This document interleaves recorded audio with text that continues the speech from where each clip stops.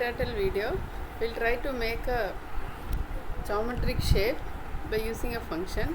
So this is a sub function, so it ends here. So inside this function we are using a pen color, and outside this we are setting the canvas color to 0, and we are calling this function repeatedly, and we are passing the parameter as 500. So here the parameter will be passed. Now each time this value is checked and divide by 2 and it will move. So we will see, actually 3 is because we are using a triangle. We will see how it works. So I will make full speed. It creates smaller triangle. So here you can change the values and play. So divide by 2 instead of that, dividing it by 4. So this is how it becomes. So here if you check the value by greater than 2, again it changes the shapes to the same thing.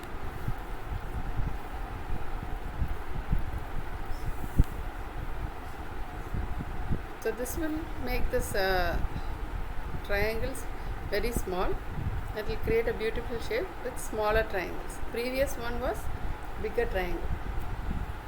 So for that, here I had the value of 4.